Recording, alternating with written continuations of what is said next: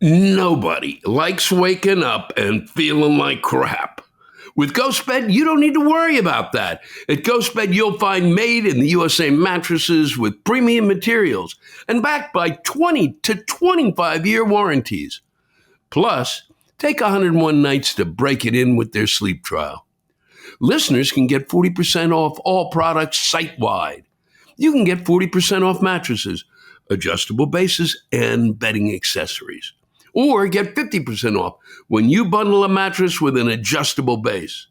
Use promo code LEWIS at ghostbed.com/Lewis for 40% off site-wide. Limited time only.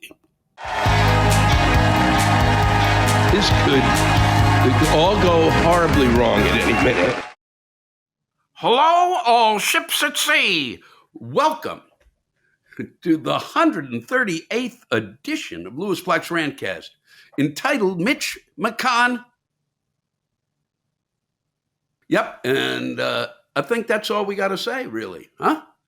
That's it. Last week, benefits of slavery. I said we should just wrap it there, and this week, even more apropos of an ending, is when you go Mitch McConnell and kind of realize once again for just that moment that the leader of the Senate, the majority leader, not the majority, well, he's the minority leader, I'm sorry, of the Senate. Even I had a little bit of a glitch there. We all do when we reach the age. And he certainly has. And he stopped. And that's really, what else do I need to say? Huh? What else need be said? That is a perfect, really kind of representation of where we are as a people. We're in the middle of a sentence and we can't get to the fucking end of it. We are in the middle of trying to get things done and we can't get them done. And it's been that way for quite a long time. And it just continues to get worse. We've got to, the stuff going through my head, we got a Congress are just fleeing. They're going home. They're not finishing their job. Okay. That's insane. You've got to get the job done. Imagine if the people who ran your grid, okay, during whatever the peak is of heat and everybody was pumping out air conditioning and it hasn't happened yet this summer, but Lord knows we've probably been on the edge of it. And if the grid would have just break and then all of the people who were supposed to take care of the grid went, ooh, I don't really want to go in. It's too hot. I'm not going to work on that today. Huh? What would be the outcry? They have 12 days, these fuckers, to finish your job. You're supposed to be a goddamn example, all right? The people who do the grid, the people who wander out after a storm and have to wander through fucking tangled electrical wires or fucking go through a house. What do you think? If they all stop doing it and you can't do the simple work of leading, you know? Why would you expect the rest of us to do the work? I certainly don't do work, okay? But the millions out there who do the work, all right, that allow you to get your fucking pension and all the other bullshit you get as an elected fucking official to our Congress. And you can't take the time or the energy to help. Fuck you. Mitch McConnell. It's extraordinary. And they watch and he comes in afterwards and said, I had no problems. There's no problems with me. The answer is one question. That was all that needed to be said. I didn't see the whole press conference, but what I gathered, the next thing he just started rattling on. I don't know how many times. And the people standing around him, doesn't anybody do anything? Huh? They got a group of people who are basically making it impossible for both sides. Yeah, there are two sides. And they're making it impossible for whatever is left of one of the sides to get together with whatever is left of the other side to actually operate and make sure that government runs at least like vaguely like it should. Okay? So that we're not caught in a mess. And we are caught in a mess. Because this is beyond, everything is beyond belief. And then you've got, it's not just Dianne Feinstein the same. we got the Ghost of Christmas Past in the White House. He ends a speech a while back and God Save the Queen. What? Come on. And the other one comes on stage. The Indictable comes on stage recently to raise some more money for his ever expanding defense fund, and comes on to a song about being put in jail. I mean, when does this come to an end? Mid sentence, it has come to an end. We're all standing around waiting for the other shoe to drop, and it's not gonna, because we complete nothing. And except for that bridge in Pennsylvania, which the 95, which they got up in record fuck time, and then you drive by. I drove by shit this week. I've watched them building stuff for years. Just drive up 95 on the Connecticut Turnpike. All they do is finish something, and then they come back and start it again. But I am really digressing here right now. I'm just going to take a moment to collect my thoughts, because I am marching on. Now, harken back for a moment to last week, the benefits of slavery now being soon to be taught in a school in Florida near you. I was hoping this week that we might, as a nation, tell Florida after that kind of utterly stunning ignorance of our history and of what slavery is about, the benefits of that. I thought it would be nice if the country as a whole said, well, all right, we really, we're going to just have to take away your statehood. Okay, enough's enough. All right, if you don't understand sort of the basics of slavery, you really you don't have a grasp of reality. Okay, the only benefit from slavery is when is for the person who owns the slave. I'm surprised, and I guess in a way that's what they're trying to teach, maybe. In the end, I'm sure. First sentence, well, the first benefit of slavery is be a slave owner, and all you got to do is figure out where we're going to find the slaves, and the good state of Florida will be okay. Stop, Lewis. Just bad. It's just tiring to sit here and then to come up with a joke about it. The benefits of slavery is literally a punchline hanging out there waiting for a setup, and I'm still looking for it. Hopefully when I hit the road, and I'll be coming your way, Ketchum, Idaho, at the Argios Theater. I hope I got that, the Agrios Theater. I'm hoping I got that right. And I'll be there September 27th, I believe. September 28th, we will be in Boise at the Egyptian Theater. So I promise you, I'll be searching for that punchline, and check those dates. It's I've got a whole slew that are out there now and coming your way. LewisBlack.com. That's it for that. Let's stay on point. This week, I was at the Williamstown Theater Festival. I was hosting the cabaret there, and it was a terrific show with some really exceptional acts. But I wanted to read you something that I found just fascinating. So Williams College sends out a Williams College alert, and this is the most stunning. So I've been around the country, and I find myself from time to time in a motel or a hotel, and they will announce as I'm watching the television that, and literally 2 hours before a show, that there is a tornado warning in the area, and the following 16 counties are really under a tornado watch. And I don't know where the fuck I am, and I don't know what fucking county I'm in, and all I know is now I am scared shitless.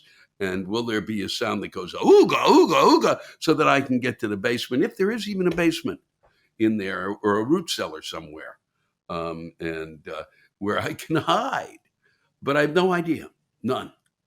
But this is by far the most psychotic thing I've ever received just very early in the afternoon. This came through the National Weather Service in conjunction with the agency meteorologist is forecasting a high impact, ooh, doesn't sound good, multifaceted weather event. High impact, multifaceted weather event for Massachusetts today from 12 to 9. The whole state. I'm just in Williamstown. Could you narrow it down? Could you narrow it down? There are several hazards forecast that include the possibility for tornadoes, which I don't think well, I know you rarely see them uh, in the Berkshires where I was, which is where Williamstown is located. Uh, not only tornadoes, straight line wind damage, whatever that means. I've never heard of it. I'm sure some of you have, and they're further along with having dealt with some insane kind of weather events. A straight line wind damage, so it means the wind comes in a straight line and just tears down a group of trees right in a row, or a group of, I don't know. Strong to severe thunderstorms and flooding rains. This is my favorite. Those with outdoor plans today should heed extra caution, as conditions may change quickly. And, you just might want to kill yourself. Unbelievable. How are you supposed to respond to that? I mean, that is just, it's too much. It's just okay, God, scare. We're going to scare the shit out of you. Okay, how does that make you feel? You happy now? It's extraordinary. Everything has got to be way over the top. You can say to people, watch out. There could be the danger of some severe weather today. Not this. There could be this. There could be giant babies. So the size of New York skyscrapers coming over the mountains of the Berkshires, and if they hear any type of intelligent verbal chatter, they will stomp their feet on whoever is speaking and those who surround them.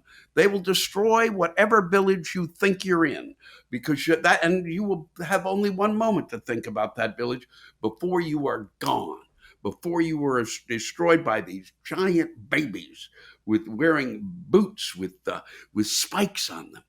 And maybe they're not even wearing, maybe they're just wearing baseball shoes that have spikes. It might as well have said it. Giant babies coming to destroy you.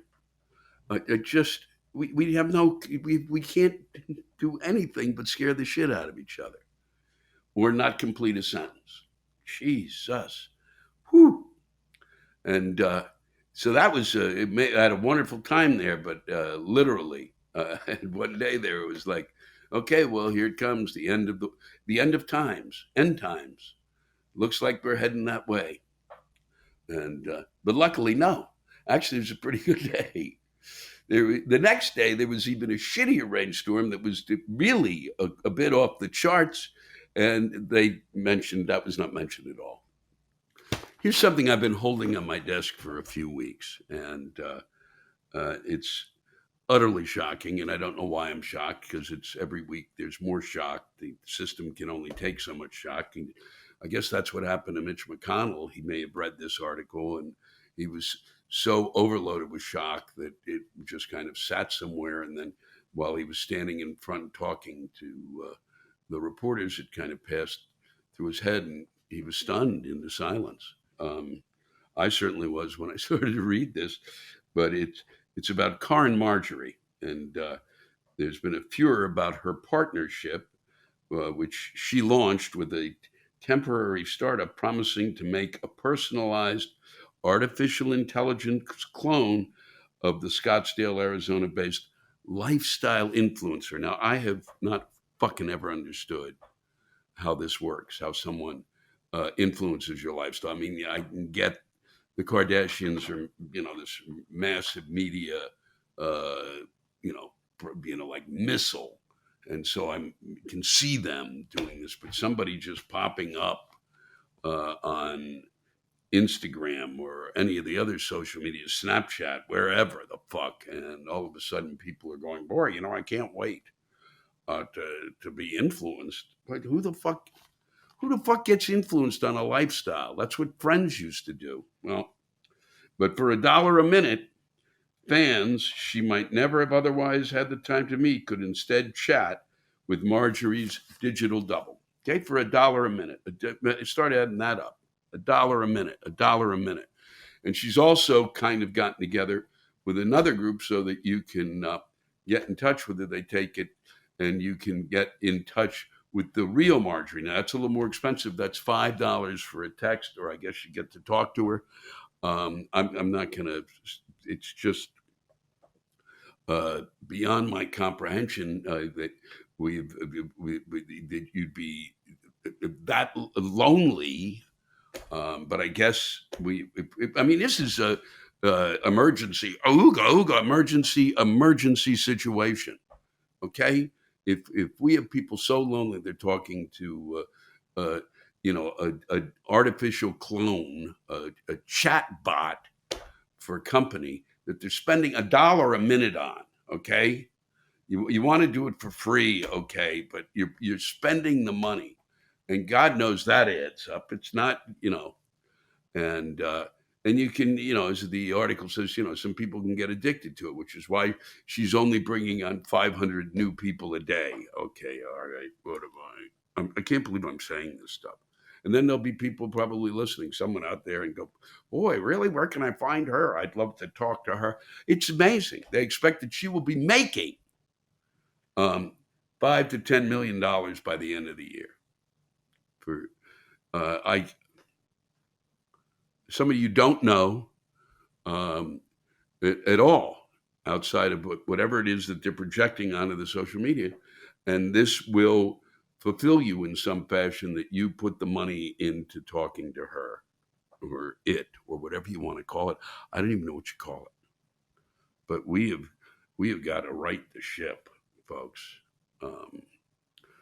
Example 2,475 that hopefully I've presented during my lifetime of how we have lost our fucking minds, and we need to find them. Let's move on. And the final moments here, just something I read recently, and I've ripped out thousands of pages. Is designer Marcus Floyd has introduced sneakers for horses. And so I'd like to leave you with this in the nature of, like, we've got an economy that apparently people are really enraged about inflation, but this is beyond inflation. They say that the inflation has dropped to 3%, but people are still pissed off that they're spending too much. But designer Marcus Floyd, and talk about spending too much, introduced sneakers for horses. Is there a need for sneakers for horses ever, to make them run faster? I'm serious. Why would you put a sneaker on a horse? What would you be thinking? Is anybody thinking? Am I thinking? Are we thinking? He introduced the sneakers for horses called Horse Kicks that retail for $1,200 per shoe. $1,200, $4,800 to put sneakers on an animal that already runs really fast. Maybe they'll run faster. Maybe you won't have to dope them up before a race because they got them on. It was a dope process trying to figure out what a horse sneaker would look like. I bet it was, Marcus. And boy, oh boy, and I wonder how many are sold. How many did they sell? And then finally this, which is horrible, but needs to be read because it shows really the complete lack of the way in which it kind of finishes up. It kind of finishes the metaphor that seems to be going through to my brain today from the Mitch McConnell experience. That we are not getting anywhere, that we really are getting nowhere. We get to halfway through a sentence and we stop. Okay? We have some sort of a problem with gun safety. Here you go. Following the Uvalde massacre, Texas K-6 students are being sent home with DNA kits to make their corpses easier to identify. That's the way we're solving the problem. Parents said they were not reassured. Can you imagine? Of course you're not reassured. You're sitting there with a DNA kit. They've decided our kids aren't worth restricting guns, said Emily Westbrooks. The DNA kits, she said, were an in your face reminder that her children could be obliterated by automatic weapons to the point they won't be recognizable. I mean, you can write in about that and tell me I was, I don't know what I'm talking about and that they need to do that. And you can tell me all you want about your feelings about that, but, and that somehow uh, you can yell at the mother who is worried about having to do that. But there's nothing political in that statement, okay? The politics of that statement was made, my friends, as far as I am concerned, when they sent the DNA kit home. All right? That's the politics of it, not her reaction to it. So let us try to get through a sentence this week, all of us, and try to get to the end of that sentence and pay to keep the government open. And so we come to a close and of another another Rantcast, and I really do hope you enjoy the rants that folks shared with me this week, and that you enjoy what I'm doing. I mean, I enjoy reaching out to you in this way, and I will be happier when I'm back on the road and talking to you directly, because this is psychotic what I'm doing here with my parents looking over my shoulder, and it is to be sitting here in this quiet room by myself, and the only joy I have really from it is that uh, is to know that you're out there listening, and or at least I'm pretending you are, and that gives me joy. Um, Thank you for joining me again. Please enjoy what is being shared with you by those whose work I am reading, and I hope you have a splendid week. I hope this is and it seems the weather's going to be good, so for at least a chunk of the country for a few minutes. So enjoy it. This is what summer's meant to be. So grill it up, enjoy those fatty foods, and take care of each other. Look, there's a lot of stuff that I hate in this world. It's why you listen to the podcast, right? I mean, maybe you agree, maybe you don't, but I know one thing that everybody hates, and that's bad sleep.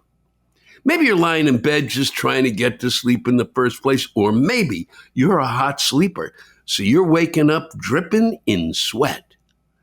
That's why I'm glad to partner with GhostBed. They're a family owned company and they've been around for 20 years.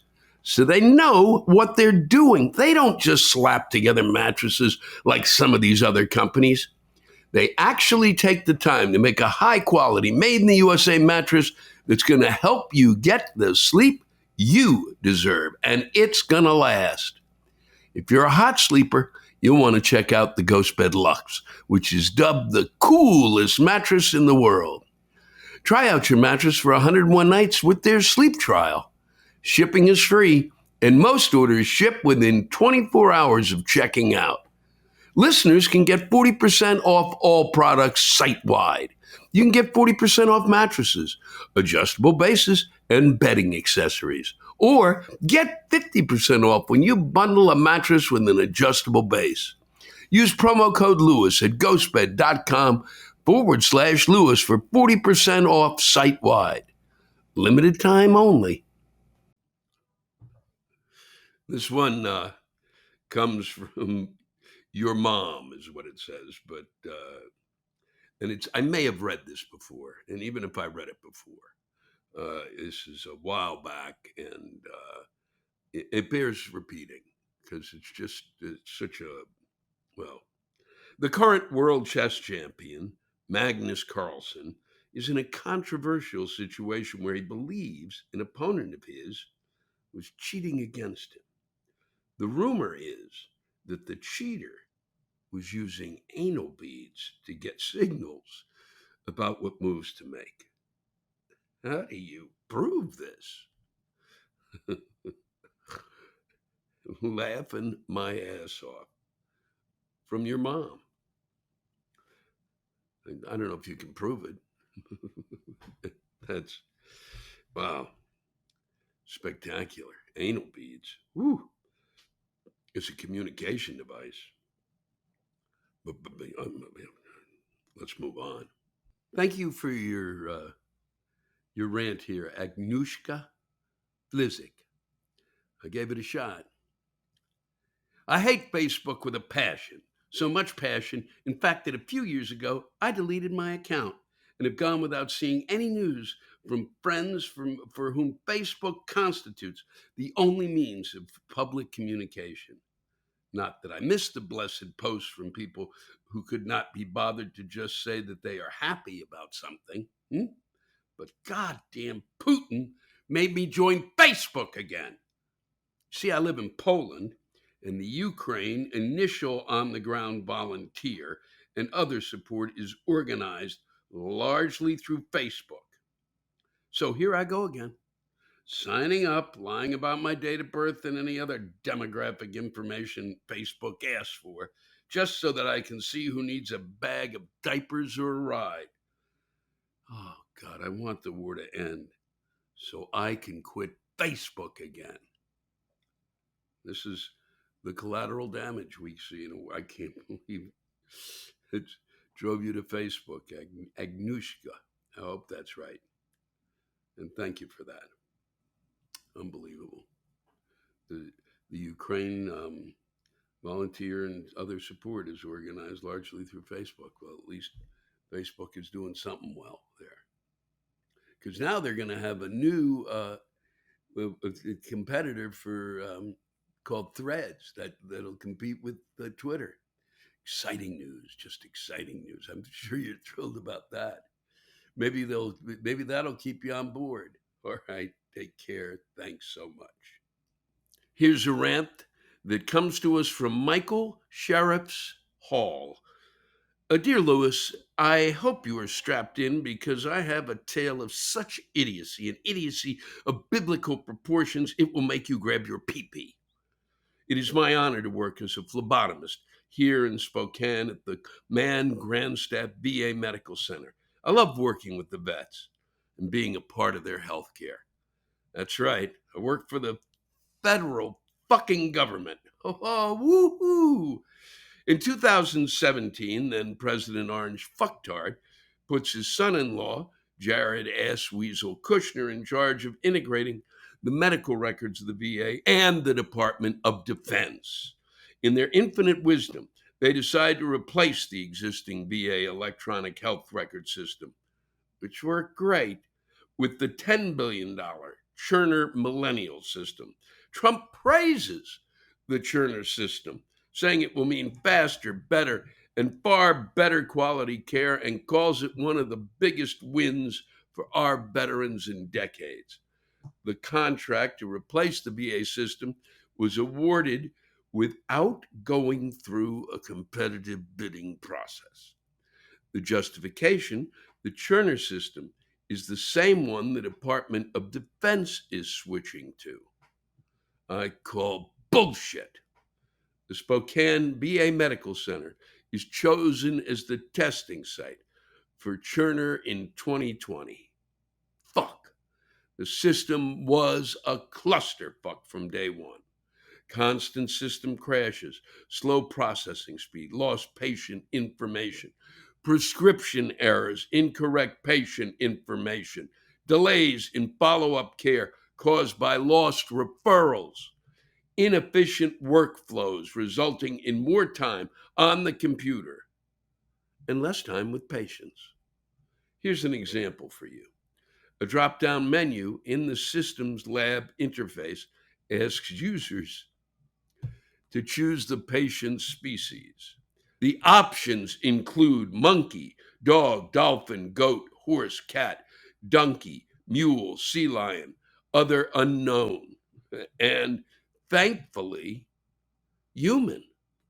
Excuse me, sir, could you please tell me what species you are? I shit you not.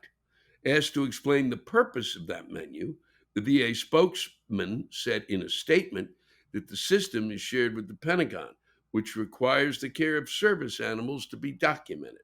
Oh, well, that's a logical explanation. Fuck me sideways with a Buick. An Office of Inspector General report found nearly 150 cases of harm caused by the system. It's one thing to have to use a shit show of a system, but it's another thing when it's affecting veterans' health. That, my friends, is one fucking step too far, motherfucker. In 2022, Cerner was bought, by Oracle, whose founder, Larry Ellison, promised to modernize Cerner and to make it much easier to use. Liar, liar, pants on fire, turd burglar. In 2023, it still sucks ass juice. Big surprise. The VA has since announced it would postpone the system's planned launch at other facilities. About fucking time. Despite a committed workforce that is physically and mentally drained from using Cerner, which continues to threaten the safety of veterans, it could cost payers, nearly $50 billion, according to a new cost estimate. Wowzers. The system can at best be summed up as a polished turd. No matter how much the politicians keep polishing it up, yup, it's still a turd. They wring their hands and say, oh, we've got to give Cerner a chance. Fuck that shit. Lawmakers are missing the goddamn point. They've had their chances and fucked it up per as usual. Shut Cerner down before he kills any more veterans or injures them and hurts their families. You cocksucking motherfuckers. Best regards. It's my favorite. Michael. Well, thank you, Michael. It's unbelievable. And there's probably another 50,000 cases of this. And they talk about all this stuff with government and government waste and stuff. And then it stares them in the face for 5 minutes. And an intelligent human being says, hey, look, this is shitting all over us. I mean, 150 cases. Wow. 150 cases of harm caused by the system. And I wonder if is that just for you guys, or was that just at your VA, or was it other VA hospitals? Unbelievable. Unbelievable. Whew. Promise to modernize it. God, I could stare at this thing all day. Well, time to move on. Thank you, Michael. Thank you.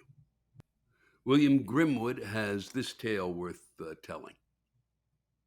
For the past several years, I've been living with atrial fibrillation. If you don't know what that is, basically my heart would start racing for no reason.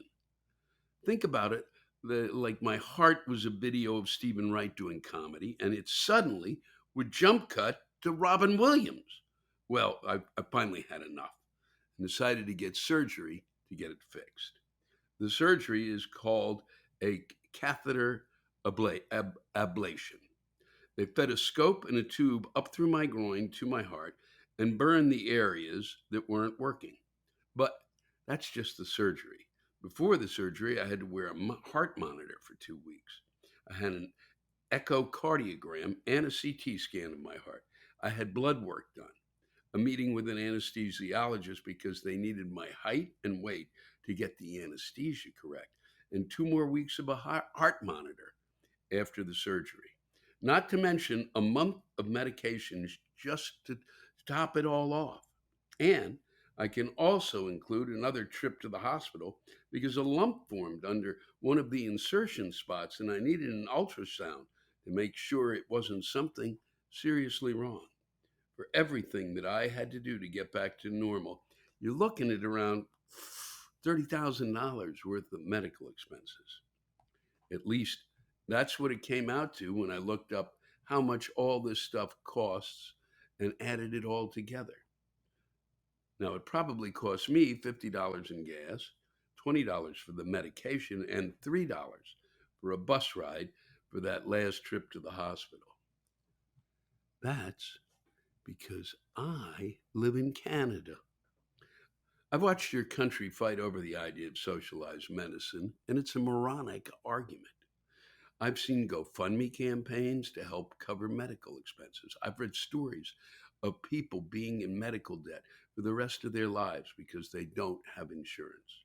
The Republicans want people to have children, but just the hospital bill for a woman to give birth doesn't make it worth it.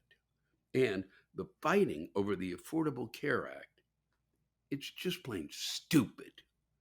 I get why the fight for socialized medicine in the US of A is so tough, because the greediest of the greedy will keep giving bribes. I mean, excuse me, campaign contributions to those who are in charge and can stop it from happening.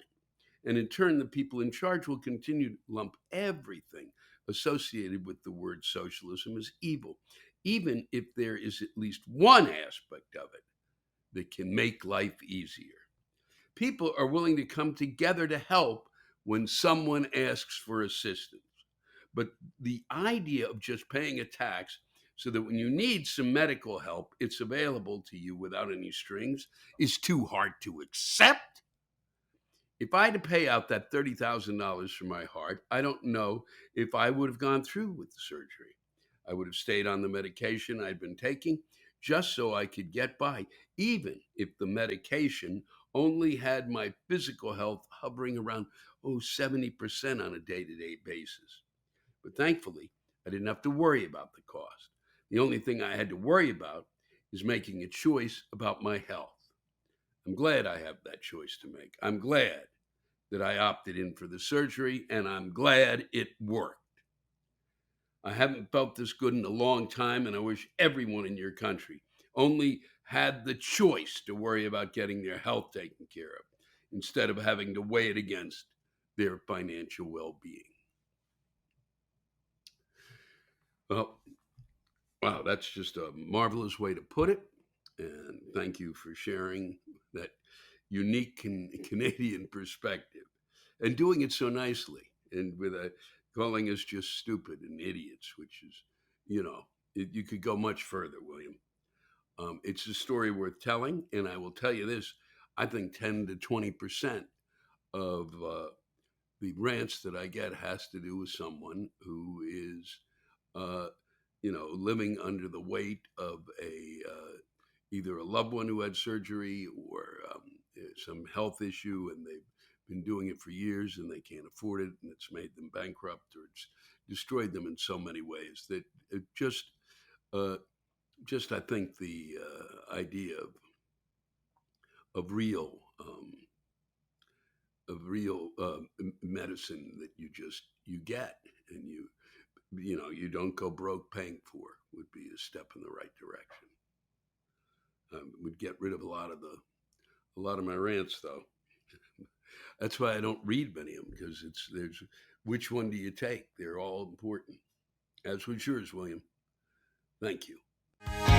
Thanks to all of you for listening to my Rantcast. If you have a rant you want to get off your chest, send it in to me at lewisblack.com/live. You can think of it as therapy, or whatever you want to think of it as.